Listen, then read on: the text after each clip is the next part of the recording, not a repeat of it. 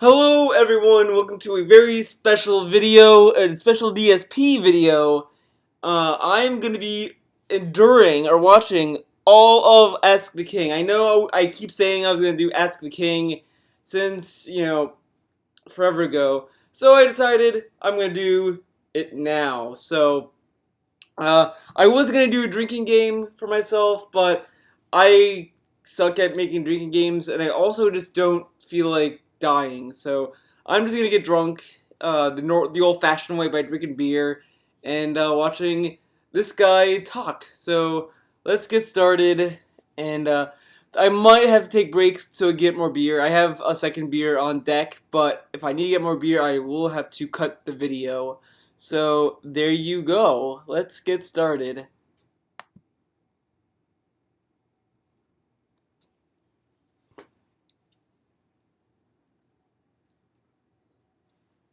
Oh, and the other thing I'm going to say, I am going to answer all of the questions. All of the questions he has gotten. So I will talk about what he said, and then I'll give you my answer to the question he gets as well. So you'll get double answers, and you get to decide which one you like more, I guess. I don't know. We'll see. We'll see. I think this will be fun, so. Mail, motherfucker! Mail, motherfucker! Okay, let's see. Because they don't want to get the Patreon shit. Alright, hello! That's creepy. It's the first time I saw that on camera. Wow, what a way to start the show. What? Hello, everyone, and welcome to the first episode of Ask the King in 2 months. Wait, That's wait, right. Wait. Mail, motherfucker! I wanted to see that again.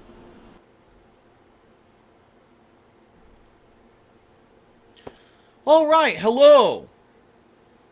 That's creepy. It's the first time I saw that on camera. Wow, what a way to start the show. Dude, hello, everyone, and welcome to the first episode of Ask the King in 2 months. That's right. As you know, last time around, I announced that Ask the King would now be a bi-monthly thing. That way it would get a lot more time for people to think up better questions, to accumulate questions. I like how it says accumulate questions and all this stuff, and this is the least amount of videos he's done.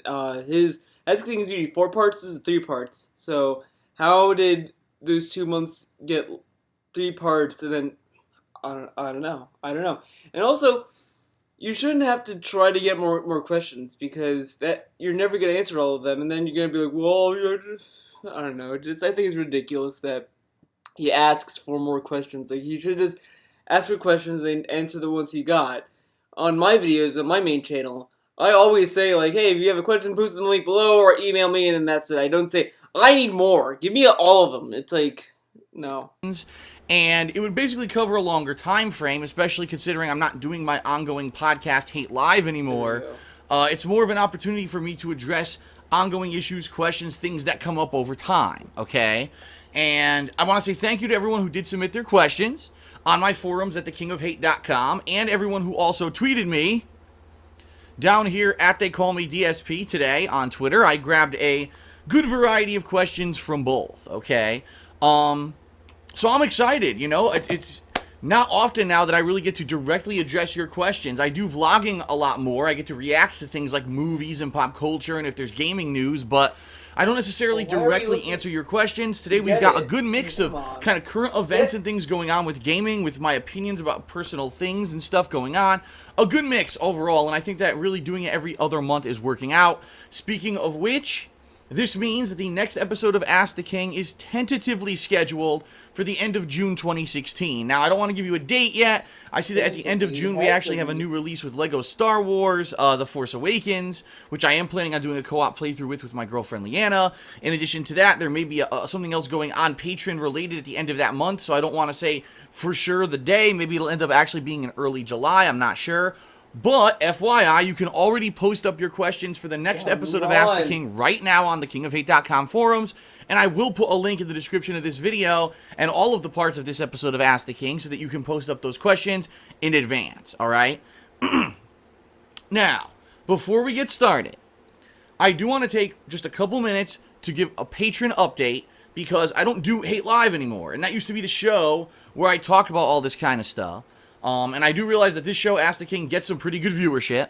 So what I'd like to do is very briefly let you know what's going on with Patreon. Okay. First of all, the show will start off with patron questions, meaning patron a brand new character, hand in hand with people helping me pick a class. Before we get started, I do want to take just a couple minutes to give a patron update, because Sorry, I don't like, do I'm Hate looking Live at the anymore, TV. and that used to be the show where where I talk like, about all this really kind tiny. of stuff. And I do realize that this show, Ask the King, gets some pretty good viewership. First question. Okay. This is actually from a Jesus, patron. 6 minutes. His name 6 is Dang It minutes Bobby. to get there. Jesus. And his question is, hey Phil, assuming that you're fine, assuming that you'd be fine if I donated some games to you, would you be willing to play games like Batman Vengeance on the GameCube, Pac-Man World 1 on the PS1 as a download on PSN, or Pac-Man World 2, which is also on the GameCube sometime in the future? I'm surprised that you actually never played Batman Vengeance, because many people consider it to be one of the best, if not the best, Batman game ever made before the Arkham series started. It's based off the animated... Okay, I've heard this question before. The question's already been asked. He's just going into history with Batman Vengeance at this point, but I don't know how that game got so popular. I played it when I was a kid, and I sucked at it. I hated it. I don't know if the game glitched on me, or if I just wasn't thinking right, but I was fighting Dr. Freeze, and Batman's like entire like lower half got frozen, and the whole time like Batman's like doing this, and I'm like trying to escape. I couldn't figure it out, and then at that point I gave up, and I hated Batman Vengeance. Now, if you people would want to donate Batman Vengeance to me to play, hey, I'll do it. I'll play it, but I probably won't be able to record it because I have no capture device. So there you go. But yeah, if you want to donate any games to me, I would always say yes. No regulations. There you go. You get to send me whatever games you want, but you don't have to. And obviously, you won't, because I don't have a gameplay channel. So there you go. So it'd be kind of weird to get free games from you people. Series complete with the same voice actors and play similarly to the Arkham games. I thought this would be neat for you since Batman vs. Superman is coming out this week, although this might not be relevant by the time that the newest Ask the King is out. So as you can tell, this question was back from March before Batman vs. Superman had released. No shit. As for Pac-Man World 1 and 2, they're fun little platformers that slipped under the radar as many gamers favor more mainstream titles. If you're looking for quality 3D platformers with classic Pac-Man elements, these are great titles. The first game is downloadable on PS3, and I can provide you a code for it. All three games aren't necessarily short, but you could beat them in about 2 or 3 streams each. Let me know what you'd like to think via PM or email. And also, if you're worried about streaming GameCube games from the Wii on your current setup with a Wii, you could get a Wii to HD converter that allows you to do so.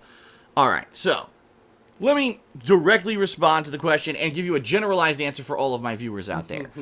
Yes, every once in a while, I do accept donations, okay? People will send me games or whatever. I'll tell you right now, though, however, I don't have a P.O. box or anything like that anymore, okay? I did have one back in Connecticut. It ended up being incredibly expensive, and so when I moved, I looked into it, and I actually found out that you get a mailbox over here at a local UPS store, and in the whole year that I had it, I think I got, like, 2 pieces of mail. So, in that regard...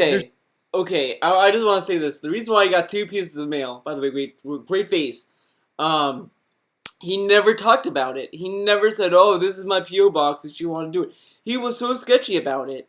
Like, if it's not your home address, there's no reason to be sketchy about it. Like, if I had a P.O. box myself, I would probably give it to you. I'd probably say, oh yeah, I want to make myself, here's my P.O. box. But I don't have a P.O. box. I have to give you my actual address, and I'm not going to do that because that's my personal address. I'm not going to give that away, but if I had a P.O. box, I would, because it's a P.O. box. When you go there, it's not going to be my house, obviously. So, he just didn't advertise it. Like, when you go to Mega 64, I'm going to reference them a lot probably, but they have a P.O. box. They don't say, like, oh, well, send us this particular stuff. They get stuff in the P.O. box, like, almost every week. And they showed in the podcast if they have it, if it's anything cool, that kind of stuff. And they always appreciate what they get. I mean, for a while they hated it at the beginning because people kept saying them trash, but then people stopped doing that because that was shitty. But, like, he only got 2 letters because no one knew to send him stuff there. Like, come on. There's no reason for me to have one anymore. So I don't have a public box for anyone to mail anything to me anymore. If anyone were to try to send me something, I would ask that you do try to screen it through me first. There's many ways to reach me. I mean, this guy decided to use this question on Ask the King, but you can tweet me at They Call Me DSP. You can email me, darksidefil@hotmail.com. That's even worse. That's the worst way to do it, because then if I'm a hater, I'm a fucked up hater, let's say I'm like really like, you know, on the deranged side, and I want to get to him, I'll say, hey Phil, I have a game, add me, I'll make a new account, you know, whatever, and whatever. Get that, then he'll give me his home address, and then there you go, I have his home address. Why? Why not just have a P.O. box at that point? This is ridiculous. This is so counterproductive, like, and he has to screen emails and screen people, that's, so, whatever, I mean, come on, really? Really? That's how you're gonna get people to mail you stuff through a screening process? What the? No, this is dumb. Please, dude, please don't That's just a start sending me terrible stuff. idea. I know that some people, you know, they search on the internet and they find, you know, addresses and then they start sending me. Please don't do that, because I don't want to be inundated with a bunch of stuff, especially if I have no plans on playing it, okay? Wait, so he doesn't want stuff? Whatever. Actually, I give up. I'm not even... Let's continue. Now, in regard Take a sip.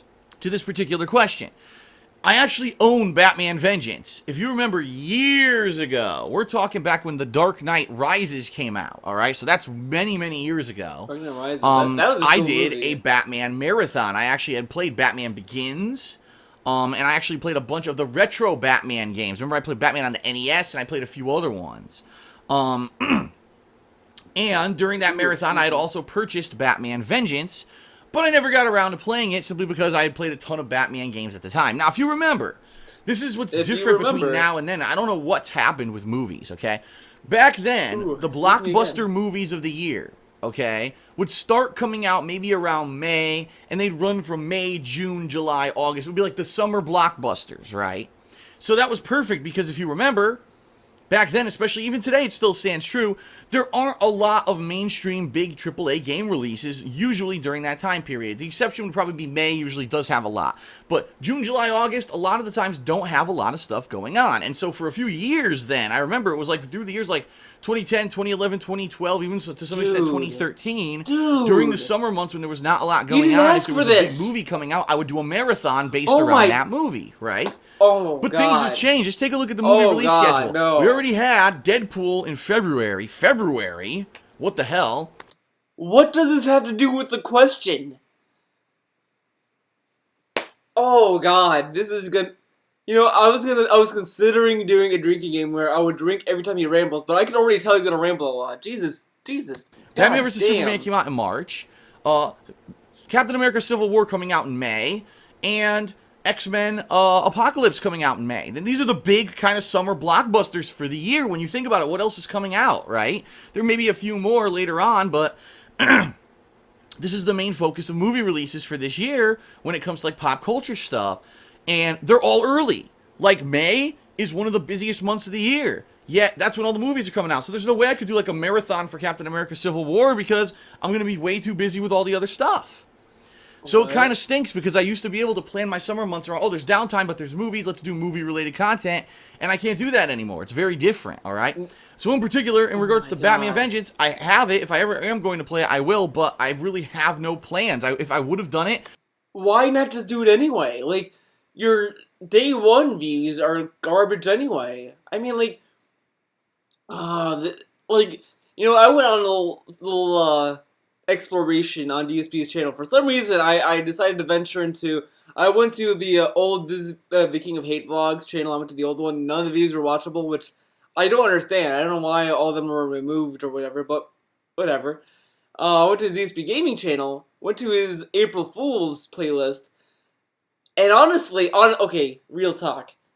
That actually looked interesting. I was actually almost, like, interested in watching the playlist. I might do it in a video on that playlist itself, because it was like a few videos and it just was very, very weird. And man, if he did more videos like that, I probably would be watching this channel. I mean, that's what I've been saying, like, about, like, you know, I've been recording the Almighty Challenge. I've been saying in that note in that video is that if I probably would have been a fan if I watched the old DSP, because I think old DSP is probably, there's shittiness in the old DSP, sure. I mean, hey, he's not a perfect person, but at least there was some sense of entertainment and genuine, and he was genuine in that in that era, that he was very genuine.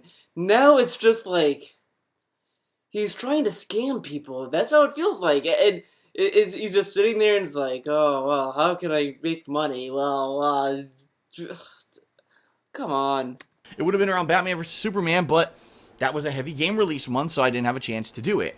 Pac-Man World 1 and 2, I'll be honest here, I've got plenty of platformers that people have asked for me over the years.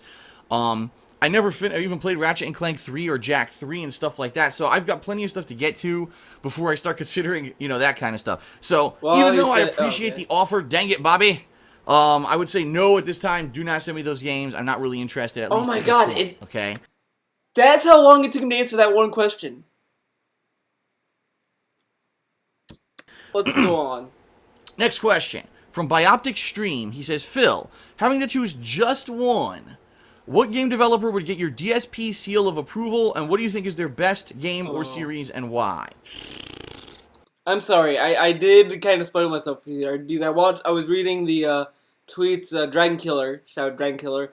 I've been tweeting, so I kind of know these questions, but for the sake of watching this video, I'm going to go through all of it. This is just a load of shit. Listen to this. Listen to this. I mean, here's the thing, okay? It really depends, because there are different game devs that have made different kind of games over time, and also you got to talk about what era.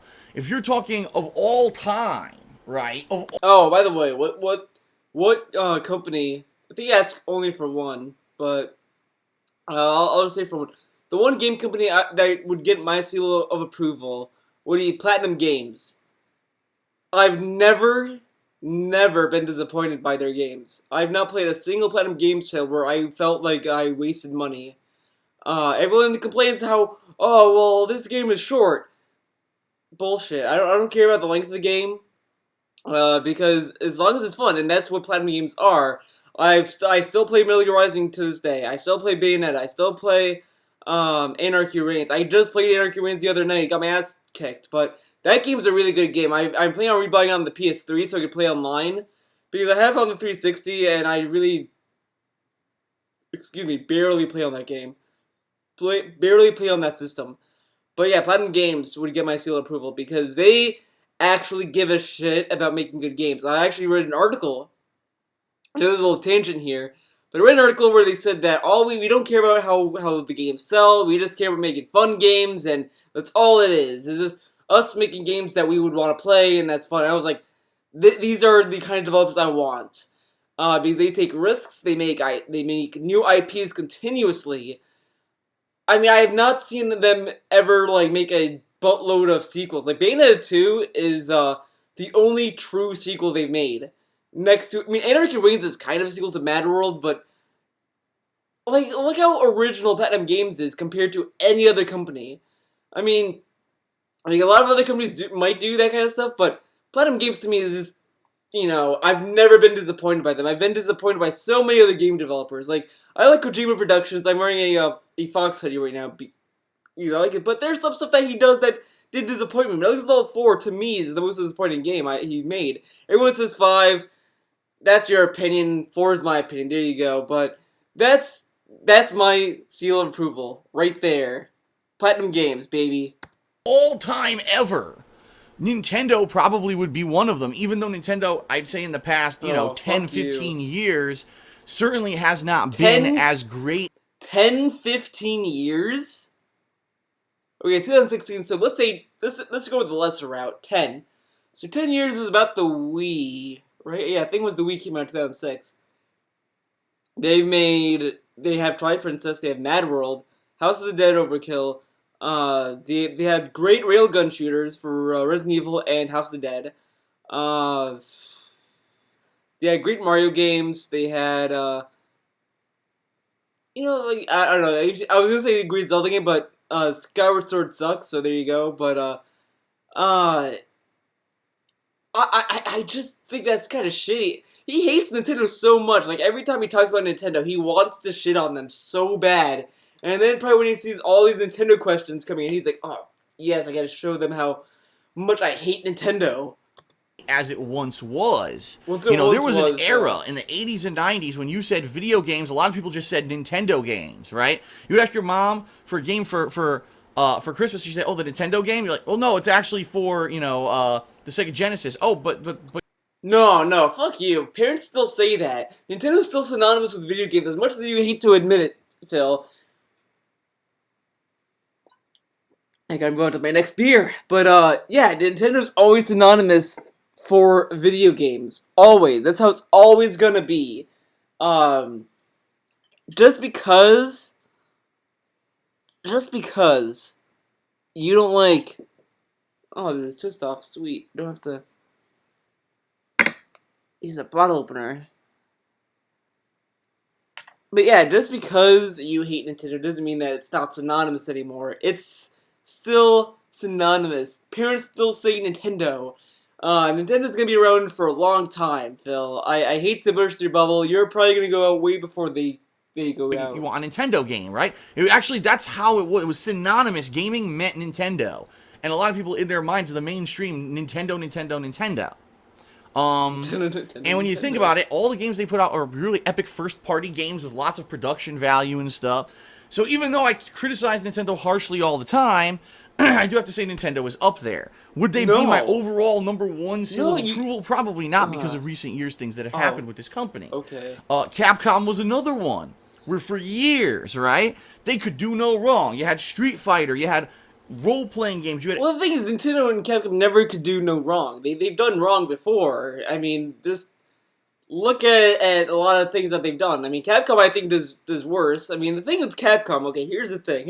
Everyone shits on Capcom. I think EA is the worst, because at least with okay, here's how Capcom is. Capcom is that little kid in school that tries. Okay, he's trying to make you happy. And every time he tries, he brings something to you, you're just like, oh, this is garbage. This isn't what I wanted. And the kid goes back to his desk and he goes back to work to make you happy. At least Capcom, you can look at Capcom and see that he's actually trying. EA doesn't fucking try. Ubisoft doesn't fucking try. Ubisoft is actually the worst. I hate fuck Ubisoft. I really don't understand how that company is still around. That company should be burned. But Ubisoft doesn't fucking try. I'm convinced that they don't try. The only series they actually try is Assassin's Creed. That's the only game they've tried, because at least I heard that they won't be doing that yearly. That's at least something I can respect. But fuck Ubisoft, I still think they're a piece of shit company. But at least Capcom tries, okay? I have to admit, they at least try, because there's some games in the current Capcom, like Resident Evil Revelations. That's actually a good game. Revelations 1 is really one of my favorite Resident Evil games. Up there with, like, 4, the remake, and 0. But, as I said, at least Capcom tries to make you happy. I mean, it might fail, and people might hate them, but at least they try. That's more than what I can say about most developers these days. Action-based beat-em-ups like Final Fight. Oh, more Final Fight. Yeah, during the 90s Please, Capcom, and early more 2000s, Final Fight. I Capcom need that could do game. no wrong. Resident Evil, huge freaking series. Then they came out with Devil May Cry, and it was like hit after hit after hit. And then somehow in the second half of the 2000s, this company lost their way, just like Nintendo. And they're like, I don't get it. I don't understand what happens with these big companies. I don't know if they get these big overinflated. Well, the thing with Nintendo, they didn't lose their way. They've been doing the same thing they've been always doing. They've been on the same ship. That's what I was... Whatever. They've been on the same ship. Capcom lost their way because they saw how Resident Evil 4 sold. They loved how Resident Evil 4 got received, because everyone that hated the original Resident Evil got into Resident Evil. So they kept trying to break that market further by just doing more stuff like Resident Evil 4 and then just kind of sucking away the atmosphere. So, excuse me, that's how Capcom's been losing their way. They've just been thinking of making Resident Evil less about the strategy and the just the difficulty. They got rid of the difficulty of it. They just made it into a shooter. Like the whole point of Resident Evil, like when you play Resident Evil 1 and 0 and 2 and 3, is that that there was horror in the sense that you don't know what's going on. You have a weird control layout, and you just discover. You just kind of explore a mansion. The game doesn't tell you where you need to go. Well, when you pop in Resident Evil 6, it's like, okay, you're going over there. It's like, oh, okay, I don't need whatever. That's how Capcom lost their way. They've been dumbing down Resident Evil because of how well 4 was received, and I like 4.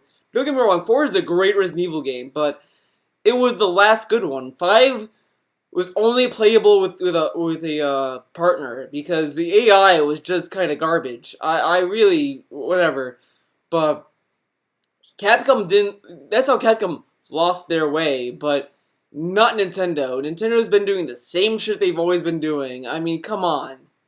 Like I guess you would have had more of a case if you said they lost their way with the Wii because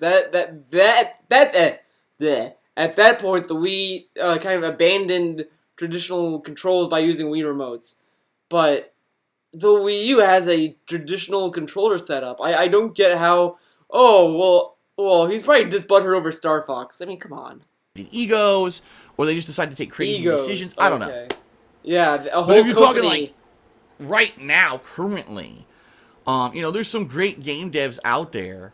BioWare, right? Comes to mind, the game studio that makes games such as Mass Effect and Dragon Age. I mean, those are some huge popular ones from recent memory that just everyone pretty much loved, except for the conclusion of Mass Effect 3, but I digress. Overall, people would say, wow, those games, usually when they come out, are of a very high quality, what's right? your answer then? And I would think of a few others. Like, I've definitely liked the BioShock games, and it's actually eluding me now. The king of non-answers. In the back of my mind, the studio that made the BioShock games, it's just a shame that studio is no longer going to be making that kind of game anymore. They kind of dissolved after BioShock Infinite. Yeah, because that fucking guy, I'm sorry, I got a tangent about this. This fucking guy at Irrational Games, I think it was Irrational Games, decides, well, we're too big. I want to go back to the indie scene, so I'm going to dissolve this, and he laid so many people off. Why not just leave the company and just have the people who work under you keep the company? Why risk everyone's life because you want to be indie again? Like, I'm sorry that rage came out of nowhere, but just to go from BioShock Infinite and then to say I want to go back to indie, it's just like fucking ridiculous. It's like the beginning of Saints Row 3. I don't remember Saints Row 3 a lot, but I just remember them like being like a very like sellout-y gang, and then they just kind of burned all their money. They start from the bottom up again. Whatever. I could sit here all day praising different game studios. Just pick Project one. Red. I picked one. Witcher 3. One of the most full-fledged, full-featured games. I mean, you could tell they put tons of time and fucking effort and just attention to detail, and they loved what they were doing when they made that game. They wanted to make the highest quality game. It wasn't about the biggest moneymaker. It was about the highest quality game possible.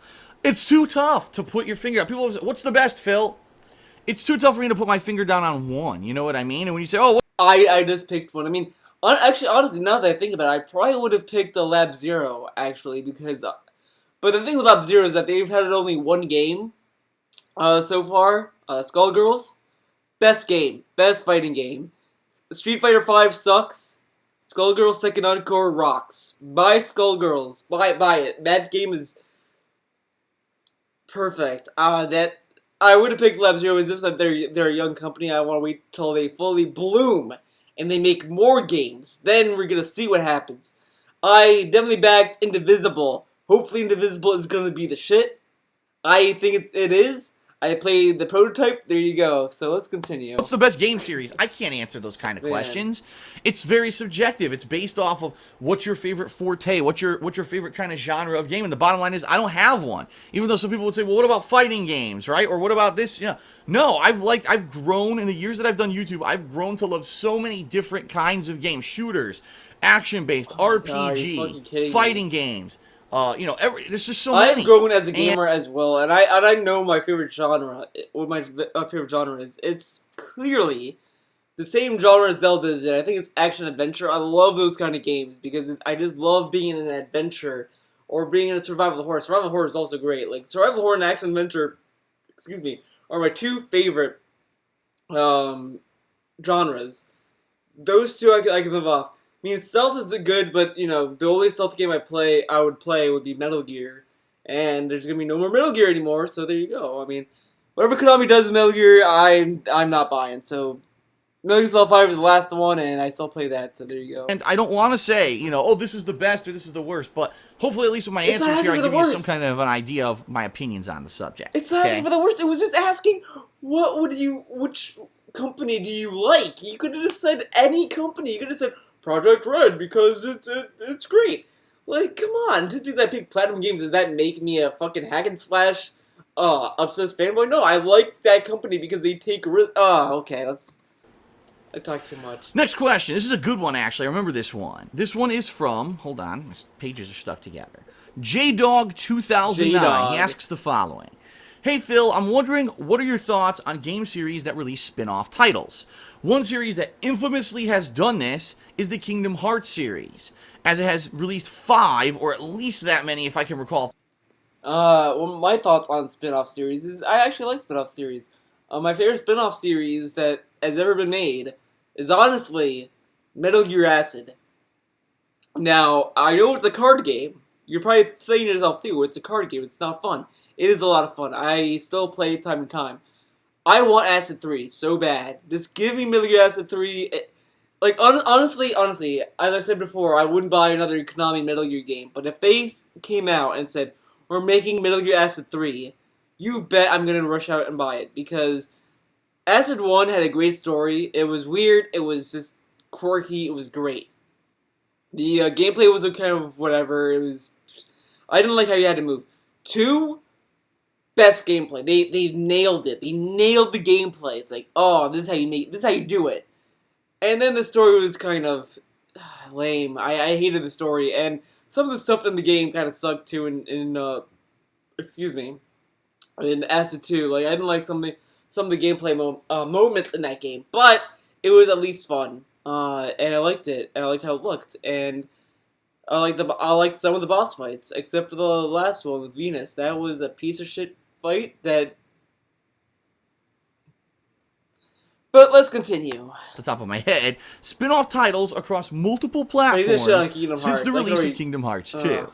As I'm a hardcore fan of this series, I don't mind it, as it just gives me more to play of a series that I love.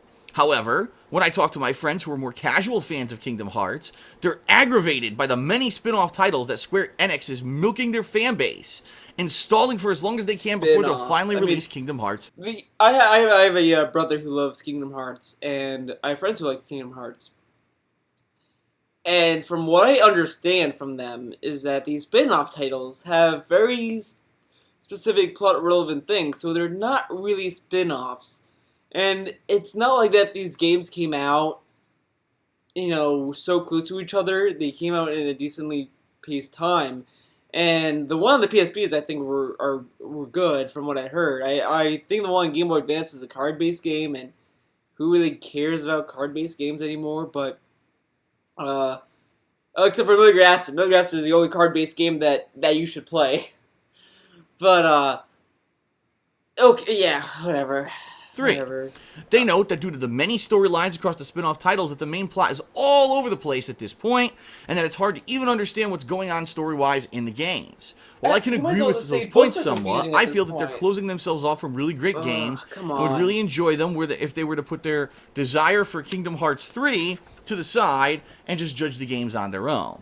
What do you think of Kingdom Hearts or other game series that release spin-off titles? Do you feel that it enriches or devalues the series overall, and why? That's a great question. Because here's the thing.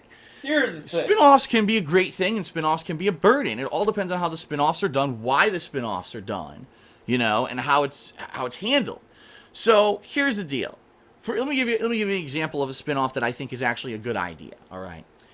There's a television show called The Walking Dead right now. Huge, right? Tons of ratings. Everyone still loves it. Even though it's been 6, 7 seasons now, I think. I'm trying to remember how many seasons there actually have been.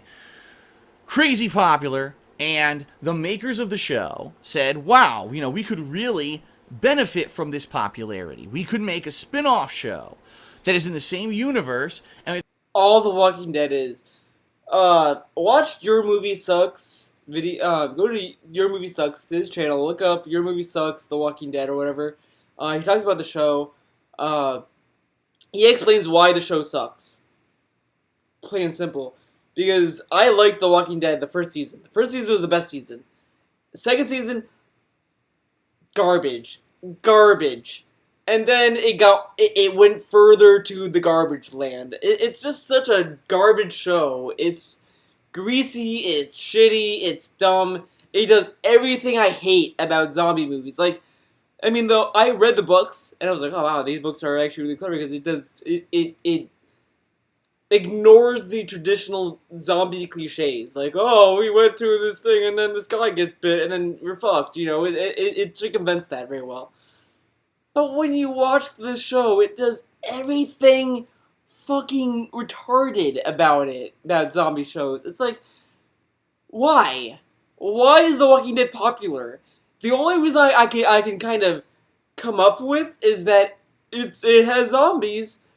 Like, watch The Strain. The Strain at least knows what it is, and it's fun. It's a fun show. It's kind of goofy, kind of goes into weird little parts, but it knows what it is, and it just kind of continues that lore. It's a great show. Watch that show.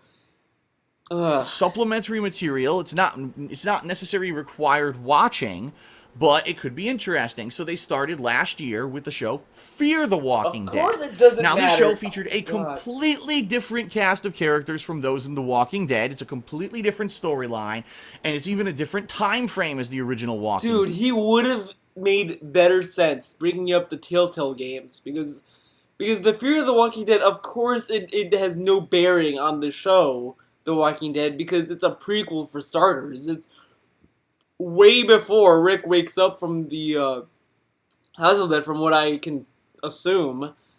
But like, you honestly are telling me they're not gonna at all tie in that show with The Walking Dead? I call that's so much shenanigans.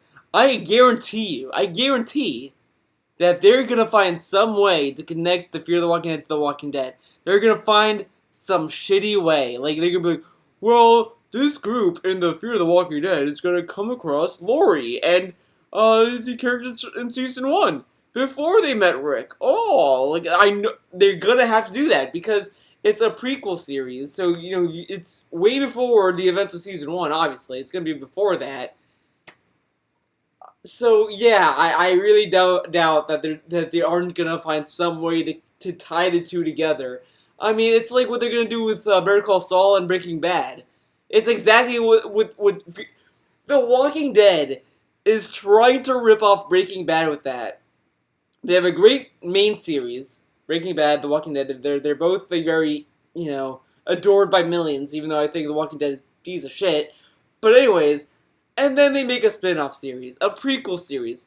Breaking Bad has Better Call Saul, which is great. Better Call Saul is great. It's a great show. Watch that. That also finds ways to tie itself into the main story. It has Jimmy talk to Tuco and so on and so forth. You have Mike. You have Saul. Whatever. The Fear of the Walking Dead is obviously gonna try to milk that we can get the characters that died in the main show to come back in this show.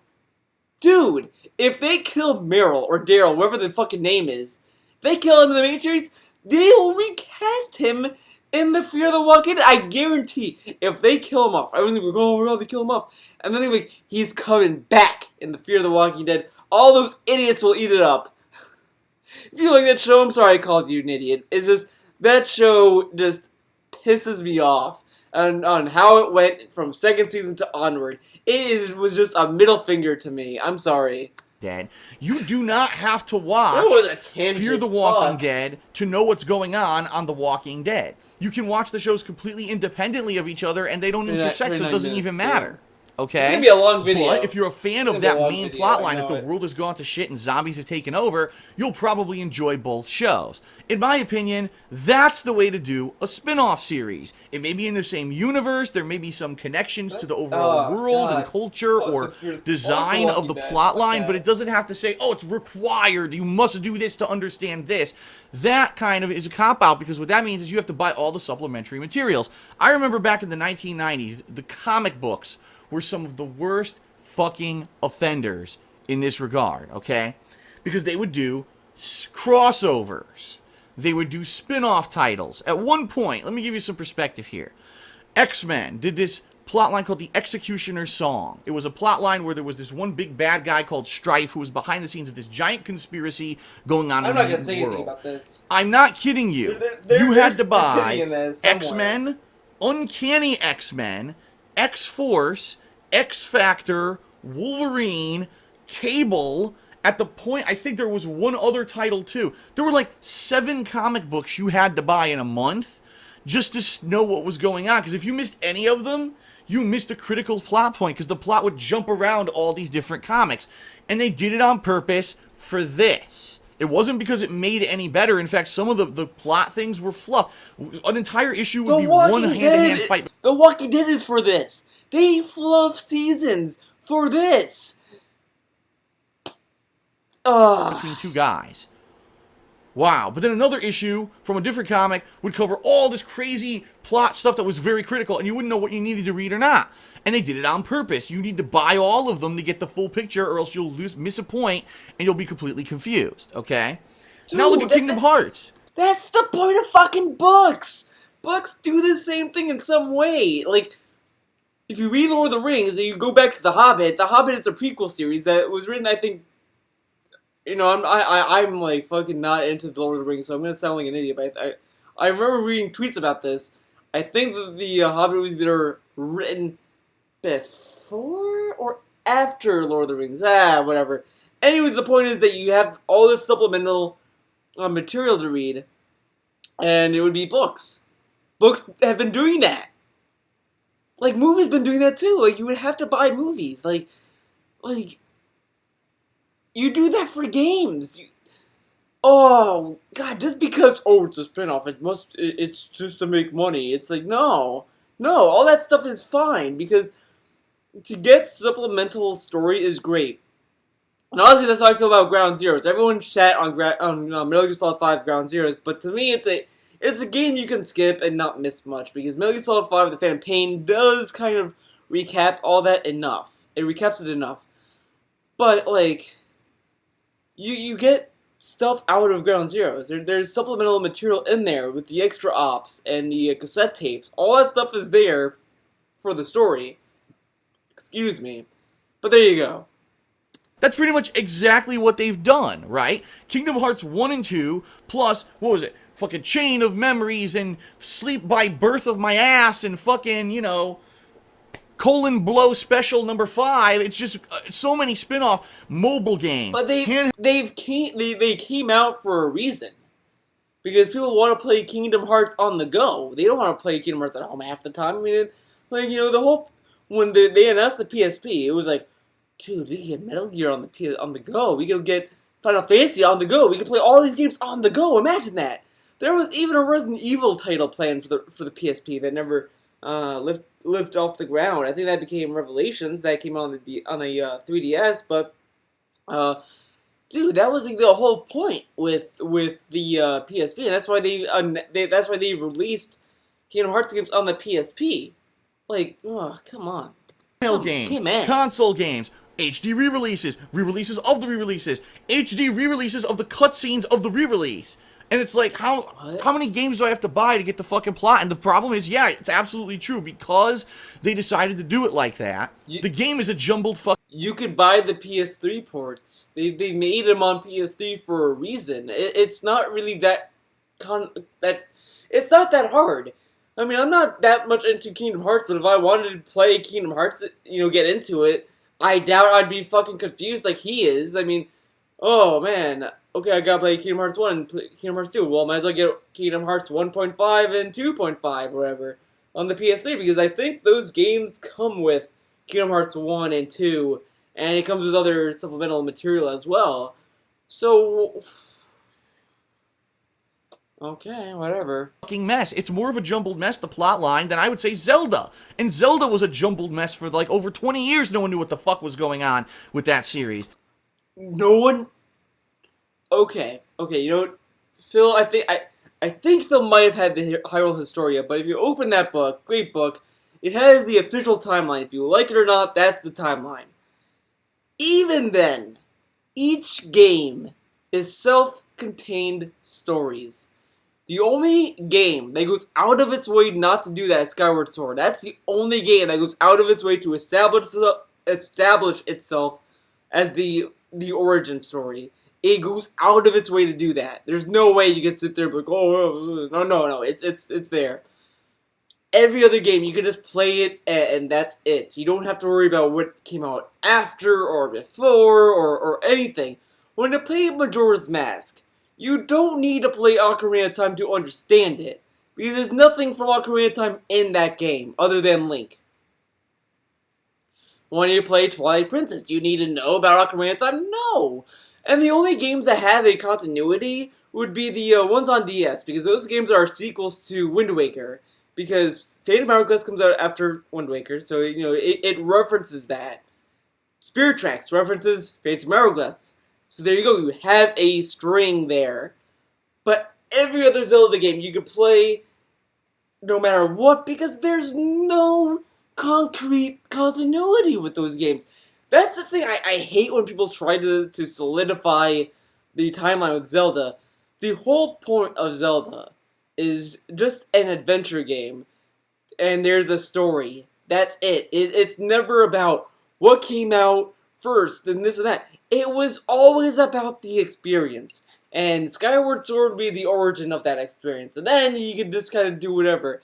The entire universe was your own. You could make your own universe. There's no, this is fucking stupid what he's saying. God damn it. And it's Square Enix's fault. Because they purposely did it to make it feel like every single game released for Kingdom Hearts was necessary. You must play the game or you will not understand the plot. I doubt if I pop in Kingdom Hearts 3, I'm going to be lost. I doubt I'm going to be lost with Kingdom Hearts 3. Because I've seen my brother play 1, I might have seen him play 2, but I doubt I'd be lost if I played 3. I just have a feeling, because there might be stuff that references the other games, sure. I mean, I'm not going to lie and say that there won't, but I'm sure there will be. But at the same time, like, even Metal Gear Solid 4, like, you're going to appreciate it more if you played all the games, but you can actually play that game and understand it fine, because the game explains everything. I've been replaying that game. It really explains every single thing. It's like, well, Vamp, who was in Metal Gear Solid 2, who killed my sister, is here, and he's an asshole. We have to kill him. There you go. You get it. Like, it's just, if you played 2, there you go. That's how it's going to be. Bullshit, because right now Kingdom Hearts 3 is in development, right? Kingdom Hearts 3 will be coming out in a couple years. When Kingdom Hearts 3 releases, just think about it. The original Kingdom Hearts came out over a decade ago. So there's going to be people who have never played any Kingdom Hearts game before, and they're going to say... Think about Tron Legacy. Tron came out in, like, the 80s. Then they made Tron Legacy in, like, the 2000s. And that was a great movie. It had the continuity there, but it also was enough to be its own movie. It was a sequel, but it didn't rely heavily on the last movie. There you go. I would love to play Kingdom Hearts 3, but if they try to do it, they're not going to have a fucking flaming clue what the fuck's going on. They're not going to have a clue. The people who made the games have no clue. To make money. And this is the problem. They didn't think long-term longevity or life cycle of their game or their franchise. They thought... They hinted at Kingdom Hearts 3 at the end of 2. And they didn't think about long-term. Okay, yeah, they didn't think about long-term. Money. And it completely diluted the series. I myself had never played Kingdom Hearts before. I played Kingdom Hearts 1 in the HD re-release collection a couple years ago, and I actually really enjoyed it, with a few strong and harsh criticisms of the game near the end, but for the most part, I really did enjoy Kingdom Hearts. Then I played Kingdom Hearts 2, and everyone's like, well, you missed out on this and this, because you didn't play this spin-off game and this game and this game. I'm like, whoa. I played Part 1, now I'm playing Part 2. If there's stuff I missed in between, that's not the fault of the gamer. That's the fault of the game designer. No! No!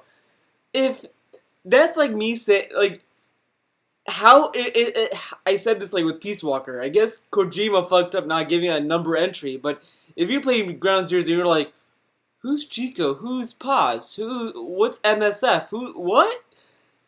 It's the fault of the player because they didn't check out Peace Walker. I mean, just because there's circumstances that might not have let them play Peace Walker, but by the time Ground Zeroes came out, let's be honest, the HD collection came out.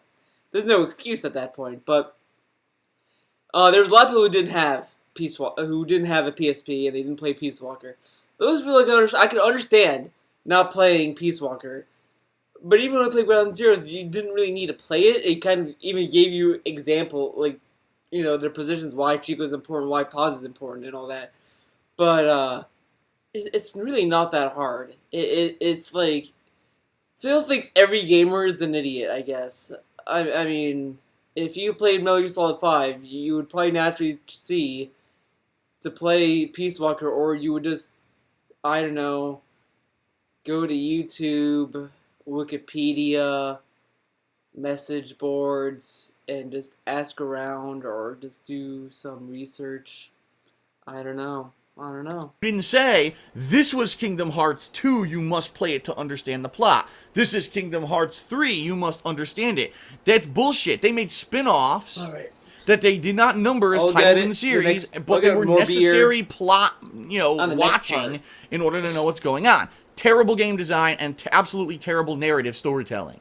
It's just garbage. It's garbage. And anyone who writes stuff will tell you that. That is garbage, and it's done for this. So, I can see your point, J-Dog. You're saying, but those are good games. While he plays Call of Duty every year.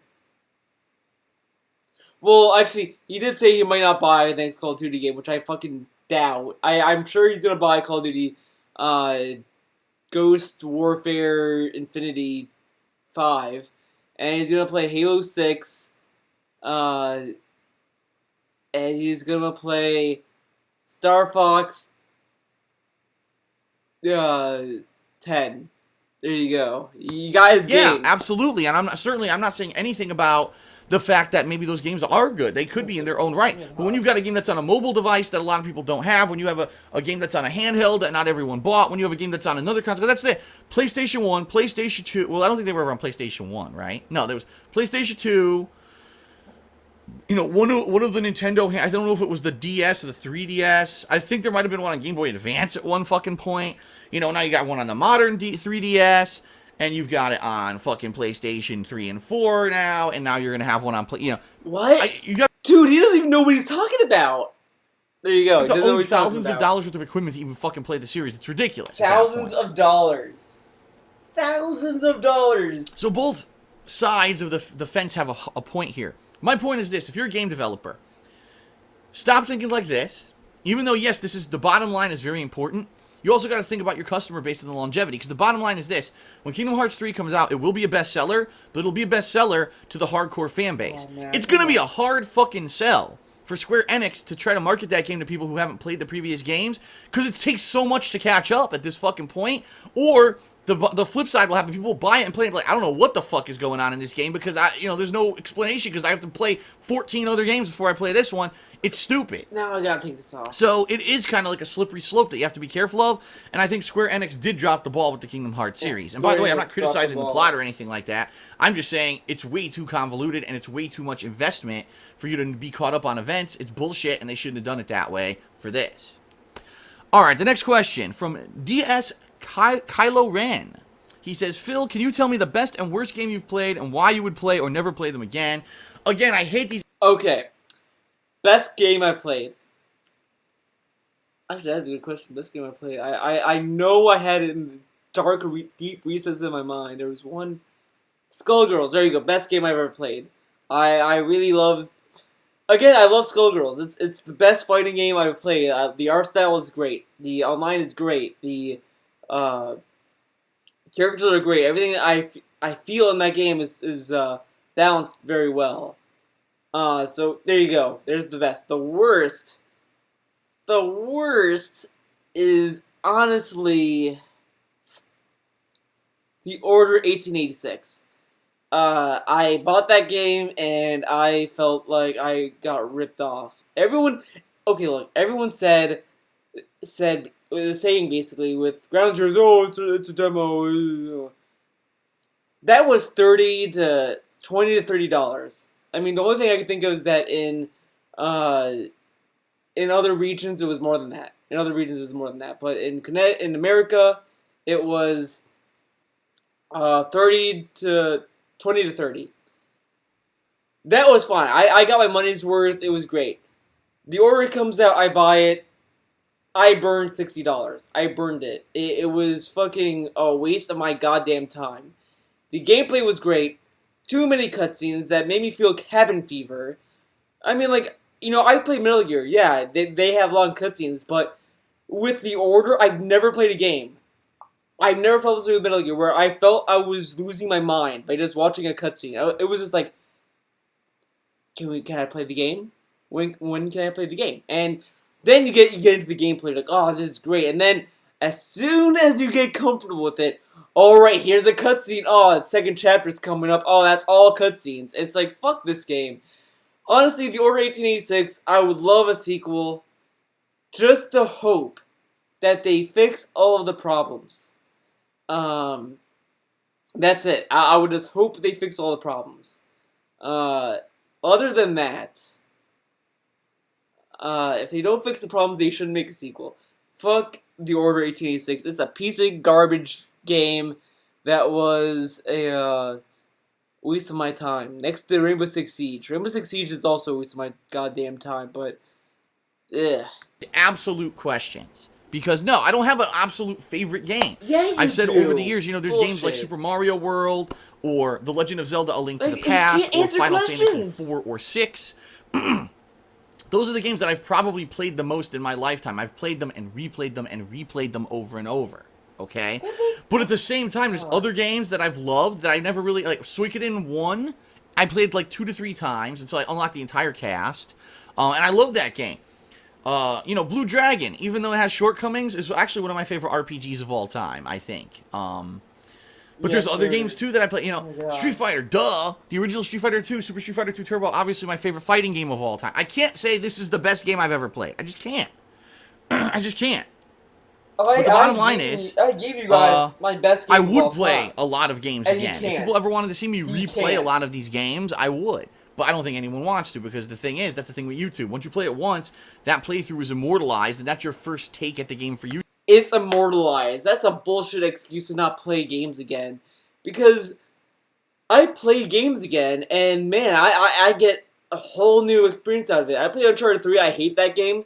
And then when I played it again, I hate it even more. It's the worst Uncharted game I've ever played. I played Uncharted 1 again. Great game. Great game. It's still the best. It still holds up to date and all that. Uncharted 2, great game, great final boss. May not be as good as 1, but it's still pretty good. 3 is a piece of shit game. I really hate that game. I mean, not to say that, hey, it's a puzzle to love it, but, I mean, look.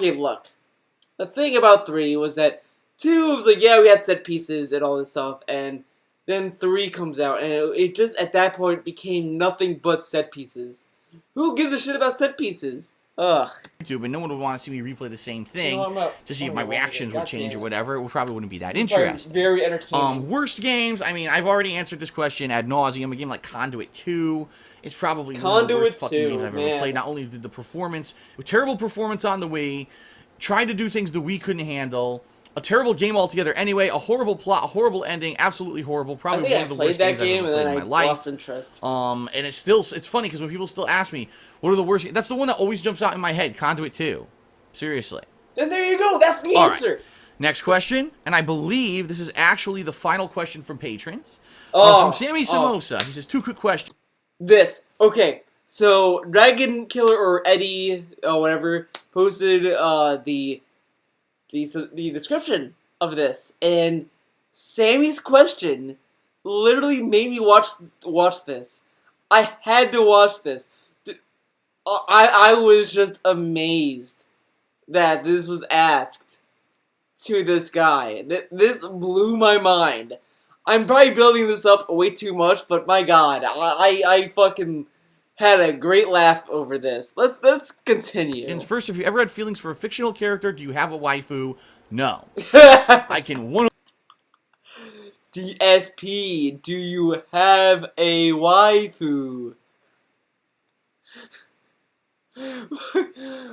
Fucking Sammy. Okay, you know what? I'm gonna answer this question. Sammy, this is for you. This is dedicated for Sammy. The Sammy Samosa segment. My waifu is Eliza from Skullgirls. She is the goddamn best character in Skullgirls. She's my main. If you fucking try to face me off with her, no, you're done. Eliza is the best character, and she is my waifu because she got... First off, okay guys, okay, look. Eliza got the breasts. She got the best breasts in any game. Quite. Eliza, hell yeah. The voice. Great voice. Damn, that's right. She got the best face. She got the best personality. I'm all about that goddess complex that she has.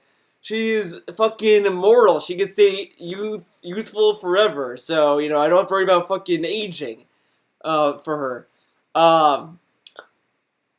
You know, there's so many perfect things about Eliza that is just, you know, you need to play Skullgirls to understand. She's just the best character. You know, it started out when she came out as DLC for Skullgirls Encore on the PS3. Downloaded it. I actually paid for that DLC too because I missed the window because they had DLC characters for free for 3 months. Missed the window completely because I was not interested in Eliza. Then I bought it because, you know, whatever. And man, I felt like an idiot. I felt like a scrub because once I did her story is the best goddamn story in the entire fucking game. She is just the best. She just fucking clap for Eliza. 100% tell you no. Now, not to say, you know, a lot of people watch anime with a sexy girl with her tits hanging out. Yeah, sometimes you have a reaction to that, right? Not so much. Oh no, not because of her tits were hanging out was why I react the way I did with Eliza. It was just like her story is so fucking dark. It was great. I was like, man, you play as a goddamn villain. Like the only campaign you play as a villain would be Double. I would say. I mean, maybe Valentine, but Double would be and Eliza are the two main like villains you play as. And fun fact for Eliza, she was originally gonna be the villain in Skullgirls 2, if there would be a Skullgirls 2, and then I guess they made her DLC. So there you go. Eliza's the best. If you disagree, fuck you. You're a piece of shit. You probably don't know what perfection is. Okay, you don't know. You don't know, and I am deeply sorry. You don't know how great Eliza is, and you not welcoming her into your life is troublesome, because if you don't welcome her, she's gonna, like, freaking eat your blood to die. So, there you go. I mean, Eliza's the best.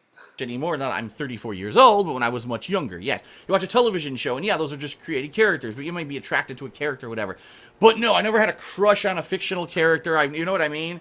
That would be pretty silly, considering they're not real. Just saying. Number 2. He shits on Sammy's question and didn't even ask. Like, he could have given a joke answer. Like, he could have said, like, well, you know, I like this girl, and I always thought she was badass. Like, that's honestly, that's how I approach waifus. It's not that, like, the only time where it crosses the line is if you have a fucking body pillow. If you have a body pillow and you're like, oh man, I'm going on a date with Eliza, and she's gonna be on her best behavior, and it's gonna be great. Then yeah, that's fucking creepy. But yeah, he could have just said, "I like this character." I mean, I like Eliza. Eliza's the best fucking character. I think she's fucking awesome. But literally, yeah, of course, I wouldn't be like, Eliza's my girlfriend, guys. Don't fucking diss my girlfriend. Eliza's just a great character. There you go. I mean, I gave a fucking joke answer, and he couldn't do that. Sammy, you're welcome. I answered your question. You should give me money instead of this guy who didn't even answer your question and then said that your question was silly. I at least took your question. At least I answered it. There you go. I answered your question. Be it a joking response or not, I answered your question, Sammy. Sammy Samosa, that was dedicated for you because I don't think you have a lot of friends. So there you go. Maybe we could be friends. I was watching your Dark Souls 3 playthrough and noticed that you don't get angry or upset most of the time when you die. You just shrug it off and you keep your cool. In other games like Grand Theft Auto or Metal Gear Solid, there were times when you got really angry and frustrated. And I just watched his This I Don't Play of Hotline Miami. He was probably more salty in that game than any other game I played. That he played. Maybe Dark Souls 3 because I've heard some shit from that. Maybe even Star Fox Zero. I would put that up there too, or Bloodborne. But man, Dark Souls 3. He had to get summons to beat the Nameless King. I don't really care for FromSoft. I have Bloodborne and I fucking hate it. Because I hate games that are just hard for the sake of being hard. I get the appeal. I get why people like Bloodborne. I'm not saying that the game sucks, but it just sucks for me because when I play, it's just like I play games just to have fun and just to do this, and then I put in Bloodborne, and it's just like, oh, what did I do to myself? It's just yeah, if you like Bloodborne and Dark Souls, hey, that's cool. This is not for me, I guess. What the heck is the difference here? Why don't you get pissed off in Dark Souls like you do in other games? Well, this is actually quite simple. It's a really simple answer, and I think a lot of people will already know the answer. When you play Dark Souls, you have to be of the mindset that you're going to die a ton. Because the game was purposely designed to be difficult. Bloodborne. It was purposely designed to have deaths, to have traps that you'll fall for, to have things that you'll never know even existed, and then it's set up for that purposely. So that you will have a hell of a time playing and replaying and replaying. And that's kind of the experience and the actual accomplishment. Oh, and by the way, the reason why I couldn't answer this question because I guess because I don't have any different rages. All my rages are the same. It's just I get raged about what happens, then I get over it. I don't really go on a tirade like Phil does. So that's why I didn't answer this question. I answered all the other questions, but not this one. I think I answered all the questions. Dark Souls is, yes, you may be bested by something a bunch of times, but you'll eventually tough through it and overcome it. And boy, this time around with Dark Souls 3, some of these boss fights, right? I really had to dedicate myself to just fucking keep playing and playing and playing until I finally beat them. And there was some like that fucking champion Gundyr fight. Oh my god, like that was probably one of the hardest bosses. He's not giving credit to the summons. Like I don't know how summons work in Dark Souls 3. I guess that they're actually are they players that play them? If that's the case, then yeah, they should get the credit, not this fucking asshole. If I did something and he did nothing, and then start saying that he did it, I would definitely be shitty about that. I would probably go on Twitter, go on his forums, go on spam everywhere saying, fuck you. Maybe not spam everywhere, but I would definitely make it known that I think it's wrong that he's taking the credit for my work at that point. Just because it was on your stream doesn't give you the right. God damn. This is the hardest things I've ever done in gaming, no lie. I don't know if it was just because it was my build of my character or whatever, but that was very challenging and daunting. And I raged. I did rage, But for the most part, no, if you're watching a Dark Souls playthrough, I don't rage all the time. A lot of times I'll laugh because it's funny. You're expected to die, and you actually laugh at some of the creative things that the game designers did with traps. I still remember probably one of the best traps in Dark Souls 3. I'm running down this corridor, chasing one of the bugs that glows. If you kill it, you get a rare piece of crafting material that you need to make your weapons more valuable, and they're rare, so you want this thing. Chasing it.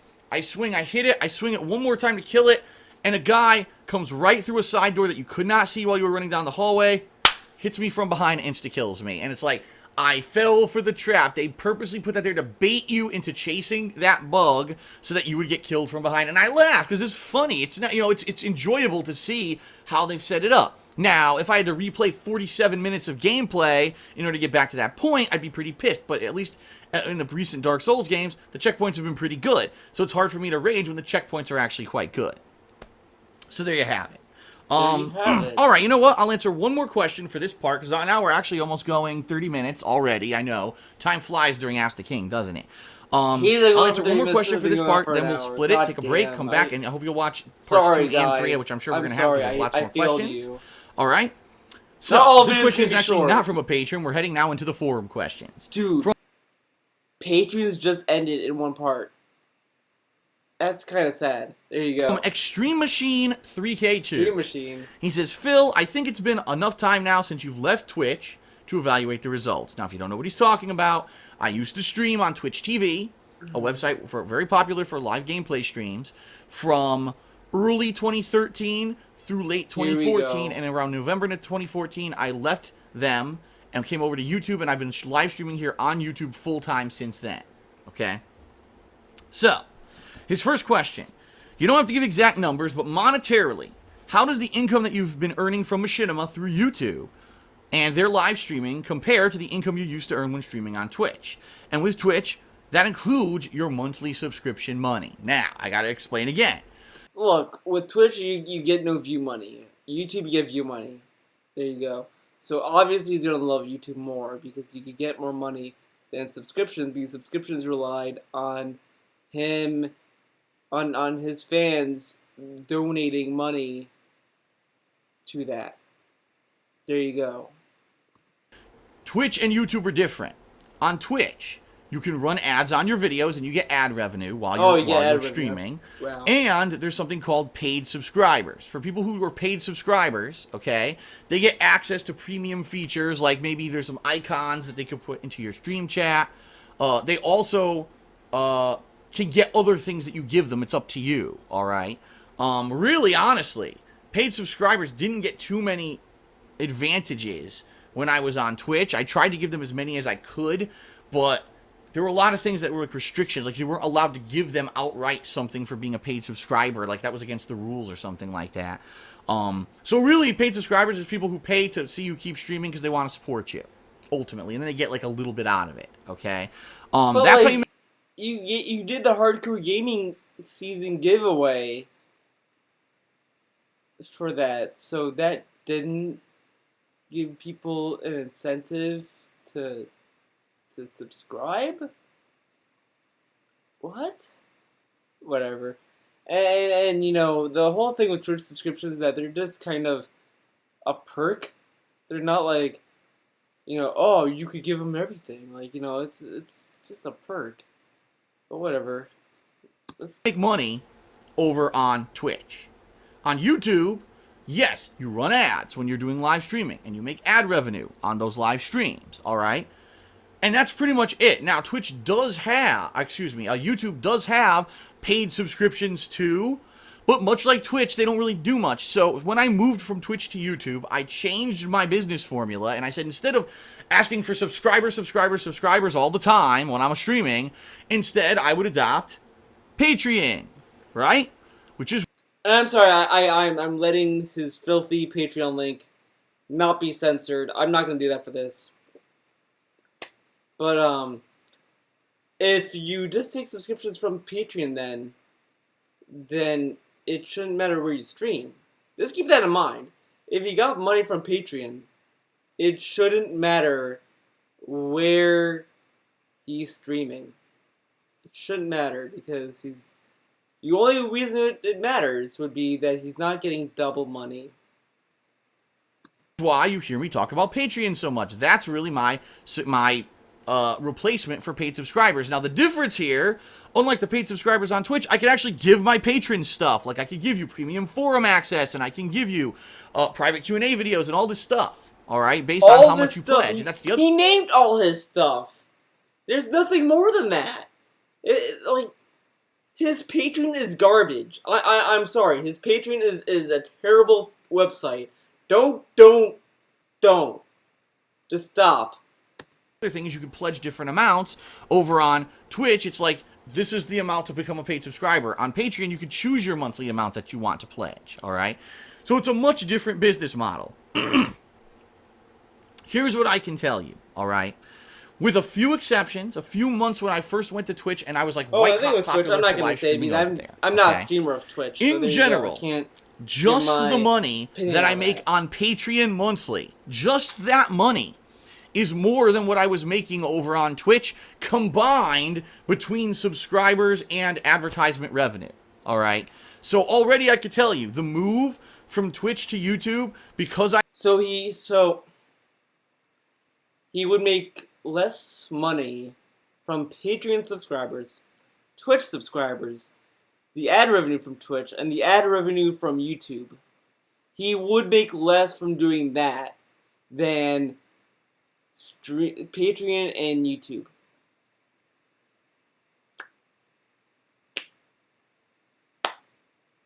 Wow.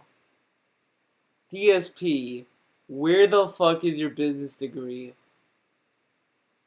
Where the fuck did you learn math? What the fuck? adopted Patreon has worked out and it's a positive. So it was a good move in that regard. Now, I may have less viewers. It's absolutely true that when I'm live streaming on YouTube, the people who watch my stuff are my core audience, people who are here just to watch me. When people are on Twitch, it's, wow, I just want to see someone playing the new game. Let me type in the new game. Oh, here's some people streaming it. And they might just click on someone randomly. And I did. I used to get natural influx of viewers on Twitch who maybe weren't fans of my stuff and were just there to see the new game. And then they would maybe become fans, all right? I don't get that on YouTube. YouTube is nowhere near as popular for live streaming as Twitch. Dude, But what I found is that people who watched on Twitch generally didn't come to YouTube. They would only watch me on Twitch. So it didn't really benefit me. Like I said, the money that I was making on Twitch was not equivalent to what I'm doing just off of Patreon right now. Now, that's why. also, Because he but he's at a locked rate with YouTube though. Because he's not getting enough influx. But the whole thing he could have done with Twitch is that he could say, if you want my raw gameplay, go to Twitch, watch me stream it, and archive the streams. And then, on YouTube, he could just kind of edit his videos, take out the fails, take out that kind of shit, and put it together. He could have done that. Like, that's the whole appeal of it. Like, when people watch Mega 64 podcast on Twitch, it's live, it's, bam. Then, you come on Tuesday, and it's edited. Isn't that great? There you go. This, yeah, if he didn't edit his videos, it would be retarded to go from Twitch to YouTube, because it's the same. But if he did things to spice up his YouTube videos, and give people incentive to watch it on YouTube, there you go. Like, the same amount of viewers that watch on YouTube is going to be the same amount of viewers that would watch you on Twitch and on YouTube. The fucking stupidity in this is fucking baffling. People can write a book about how fucking stupid this is.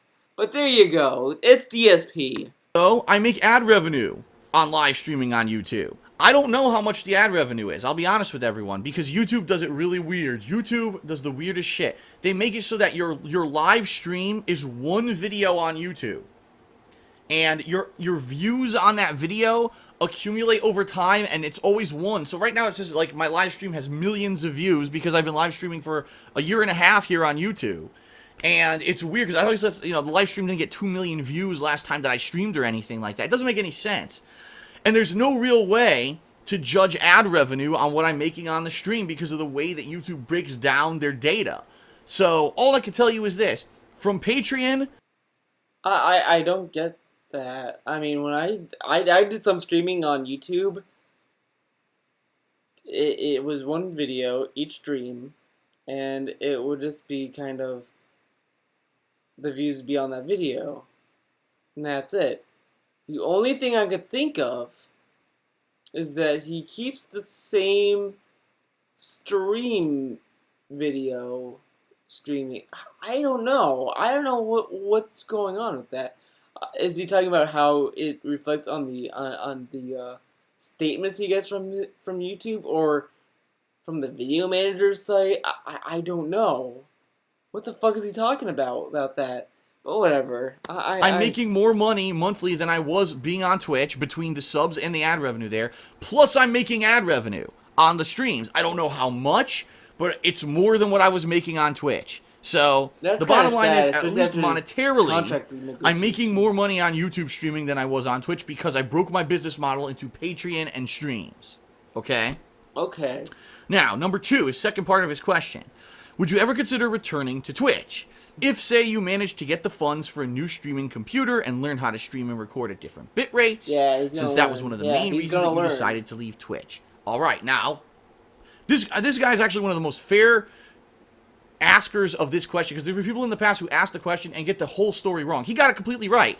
Why did I leave Twitch? It's very simple. There were 2 reasons why I left Twitch. The first reason, and the reason I really spurned the whole thing, was that I was live streaming on Twitch, and I had upgraded my computer in 2014 to be able to handle 1080p video and 60 frames per second frame rate. And the bottom line is that's what a lot of people want now. They don't, there are games now that are meant to run at 60 frames per second. They don't want to watch a lower quality. They want 60 frames per second when they play the game, Phil. Not watch the game.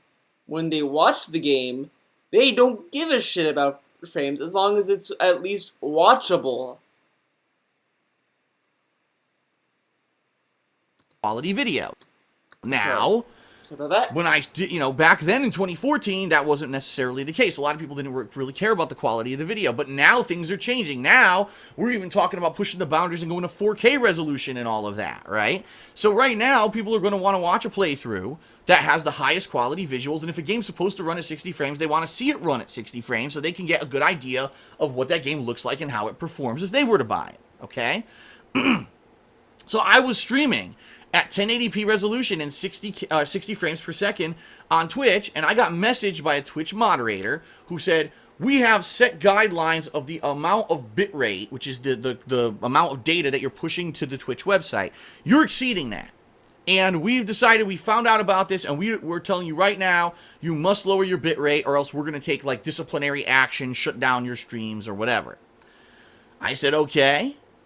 Fair enough. I'll do that. So I did. I lowered my bitrate. And by the way, incidentally, the time that this happened, I was playing an Assassin's Creed game. It was Assassin's Creed, or whatever. Oh, God, not Syndicate. Unity. Assassin's Creed Unity. So I lowered my bitrate, and I lowered my resolution, all that. And my stream looked like shit. It was choppy. It was pixelated. It looked really bad. And the videos for YouTube looked pixelated and really bad. And so I was like, well, this makes no sense, because if you actually look at Twitch, there are popular streamers on there who all of a sudden, they could stream at high resolution. Oh, they can stream at 60 frames per second, and they don't get talked down to. Because they learned how to fucking handle it. They learned how to do that shit. I mean, of course, if you just lower your fucking settings, it's gonna be fucking garbage, but at the same time, you have to kind of learn things, Phil. Like, you gotta have to test things out. Like, oh, well, this is too much. Okay, maybe if I do this and that. Like, it's just... And at the same time, you have to also... He just has to stop comparing himself, because if he's alluding to the argument that Twitch plays favorites, he's on fucking YouTube, and he's complained about YouTube playing favorites. So why not just go to other video channels like Vimeo, Dailymotion, RedTube? Why not go to RedTube, Phil? I mean, it's just... What the fuck is his argument? Because it could easily... oh, God. Forced out of being at that resolution. Gee, I wonder why. Probably because they're making Twitch a ridiculous amount of money, and Twitch has them as basically their lifeline for existing. Yeah, and they wouldn't want to get rid of those people who are upset. Yeah, go to Tevin's stream. He's obviously a Twitch... he's Twitch supported. Okay, Twitch umbrellas Tevin's channel because he's able to show us gameplay on it and get good views. And then if you go to Mega64's channel, that's also umbrellaed by Twitch because Twitch wants to protect everyone. But Phil, fuck that guy. They play favorites. People. So Twitch is a very preferential website that picks and chooses who gets the special treatment and who doesn't, and apparently they decided I'm one of the people who won't get the special treatment. I didn't particularly like that. Of course. Of course. In addition to all of that stuff going on, all right, I did not like a lot of business practices that were happening over at Twitch at the time, all right? Twitch started out as a business that was almost 100% for the gamer, all right? The best quality visuals, advertisement revenue that was high, right? It was all about putting out the highest quality streams. That's all they cared about. And in the year and a half that I was at Twitch, actually it was almost 2 years, I saw them go downhill daily. Less communication with people who were streaming. They weren't fixing ongoing issues that were happening. I saw more and more things popping up with regulations and restrictions with what you could do on Twitch. And the ad revenue on Twitch plummeted. I'm talking from early 2013 when I started streaming to late 2014 when I quit. The ad revenue had gone to less than half of what it was. So just think about that. Well, you were getting a paycheck, right? Let's just throw it out there. $100 a week. And then all of a sudden, within a year, now you're making $30 a week for the same fucking work. Right? It's like, huh? And it was their fault. They're the business. It's their responsibility to get the best ads for their website so that you can monetize and make the most money. What Twitch did, instead of doing that, they decided to change their business model. And within that time frame, they made it so that the website was primarily based around subscription. So instead of running ads and doing commercial breaks during your live streams, now you had to interrupt your live streams to beg your viewing audience to pay you money to be a subscriber. And as I already explained, subscribers on... Are you fucking kidding me with that? I could be a subscriber to Mega64 if I wanted to, but they never talk about it. They mentioned it when they started the Twitch subscriptions, and then they never talked about it. They barely talk about their Twitch subscriptions. They might talk about their Patreon website, but you know they only mention it at the end of their podcast or when they're wrapping up. But my God, like, and I love that a guy posted. It might even be on this page. Did it got deleted? Dude, did it get deleted? Dude, it might have gotten deleted. Holy fuck. Holy fuck, dude. It might have gotten deleted. It's gone, dude. It should be here, but it's not here. Oh, man. Oh, man. Some sketchy stuff's going on here, but this guy listed this and all these Twitch channels that don't do that still thinks that they all do, and then he got pissed off about it, and he apparently deleted the comment. There you go. Twitch really didn't get many benefits. It was like you would get special icons for the stream chat, and that was really it. There really wasn't much else at all that was a benefit for subscribers on Twitch. Because the benefit of subscribers is this fucking supporting the people you want to support. You were able to do giveaways for subscribers. It was actually forbidden in the rules. So the system sucked. And being that I was someone who was recording videos for YouTube as well as live streaming, I made the informed executive decision that Twitch was not for me anymore. If they were going to force me to lower my quality on my streams and subsequently lower my quality on the videos for YouTube and they were going to become pixelated and shitty, I said I'm out of here. Because the bottom line is, we have modern consoles now that people want to see the highest resolution, they want to see the highest frame rate. A lot of people don't want to watch a nerfed version of a game because of a fucking streaming website. So I said enough of this. I don't like your business practices. Your ad revenue's garbage now, and I'm not going to sit here begging for subs on my stream all day. I'd rather just... Dude, he left because of the money. That's really why he left. I don't care about this freaking nonsense about pixels. It's because of the money. I don't care what he says. If he finds a way to comment on this video and says, it wasn't because of the money, it's because of the goddamn money. I don't give a shit about what your excuses are, Phil. It's because of the money. Come on. Look at him. He looks like he's all in it for the money. God damn. Play the games, so I'm gone. And since then, I went to YouTube. Gone. Like I said, I adopted Patreon. Patreon picked up the slack for the money that I was making. But it wouldn't matter where you fucking stream. You could just say, dude, he could make even more money by just saying, hey, if you, because I'm playing with OBS a lot, but can't you stream at a lower rate and record at a higher rate? I think you can.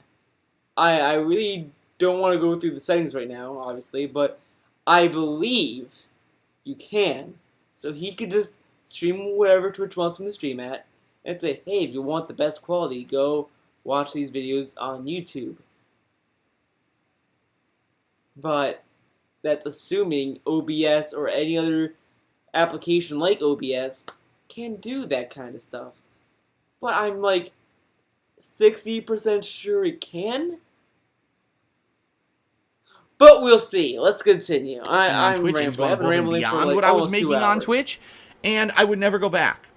You And I'm would never go sorry, back. a lot of people are upset about that because I love stream chat on Twitch. It's so much better. Which, by the way, the stream chat on Twitch is the same as the one I use on my streams. Yes, it's the same. Like, that doesn't make a difference. It's like me saying, well, the best computers have the same kind of processing as the MacBook, so the MacBook is the best computer, obviously. It's like, no.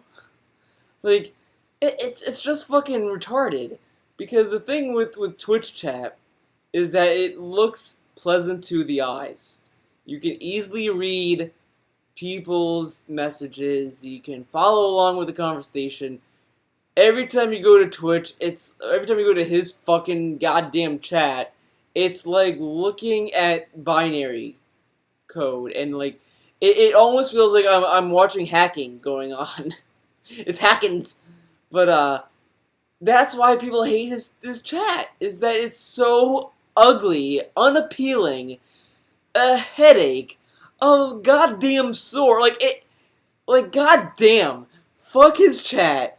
God damn it. I was in his chat a few times. It's a piece of shit chat. There you go. Now, they just put nice, cute bells and whistles on top to make it look pretty. It's IRC, which is the same stream chat that I use. Just because it's IRC, just because the bells and whistles matter, Phil. I'm sorry. I mean, you might say, well, I'm not a graphics whore, but when it comes to fucking coherence and fucking accessibility and fucking just pleasantness, it matters. If you buy a PS3, if the game looks like an N64 game, are you gonna be happy? No, you're gonna be angry. You're gonna be saying, this is a piece of shit. But if you buy a PS3 game that might look like a PS2 game, but it's actually a lot of fun, you're gonna love that game. There you go. But you know, at least with a PS2 game, you could see some clarity with it. But goddamn, his IRC chat is fucking ridiculous. It's nonsense. Him trying to defend it is like trying to defend the goddamn sinking ship of the Titanic and saying it's a sturdy ship that won't sink as it's sinking. There you go. I don't fucking know if that is the best example, but goddamn, this is fucking retarded. For my stream on YouTube right now, too.